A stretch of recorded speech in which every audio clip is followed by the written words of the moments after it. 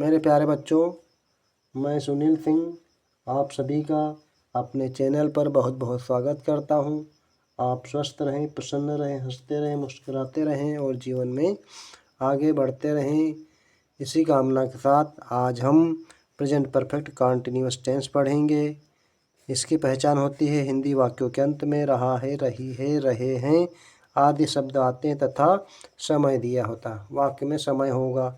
अब देखिए rule number 1 है कि निश्चित वो ही, सी, इट, नेम तथा एक वचन कर्ता के साथ सहायक क्रिया हैज़ बीन लगाते हैं।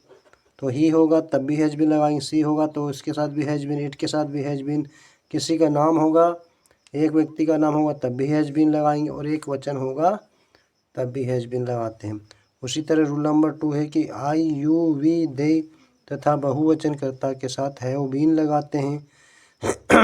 रूल नंबर 3 इस काल में वर्ब की आईएनजी फॉर्म लगाते हैं।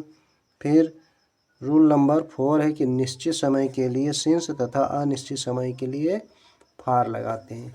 अब देखिए वाक्य को हमको रखना है, जो किस क्रम में हमको रखना है वो देखिए स्ट्रक्चर लिया है कि वाक्य का रखने का क्रम सबसे पहले हमें सब्जेक्ट रखना है, फिर हेल्पिंग वर्ब हैज़ या हैव रखना है, फिर बीन लगाना, फिर वर्ब की आईएनजी फॉर्म लगाना है, फिर ऑब्जेक्ट लगाना, फिर सिंस या फार में से लगाना है। उसके बाद टाइम जो होगा वो रखेंगे।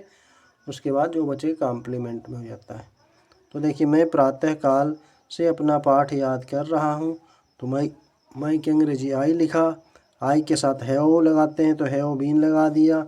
फिर याद कर रहा तो लर्निंग, फिर क्या याद कर रहा तो अपना पाठ याद कर रहा तो माई लेसन। फिर सुबह निश्चित समय होता है तो सिंस लगाएंगे, फिर मॉर्निंग लिख देंगे। इस तरह सेंटेंस पहला बना। दूसरा सेंटेंस हम देखेंगे।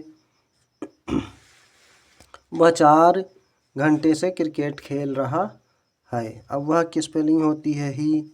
अब ही के साथ क्या लगता है तो हैज़ लगता है, हैज़ बीन लगाएंगे।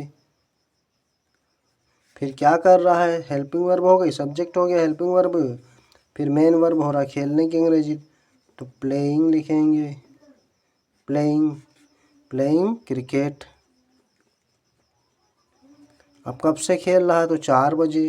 वो 4 घंटे, तो 4 घंटे निश्चित समय नहीं है, अनिश्चित समय में आता है।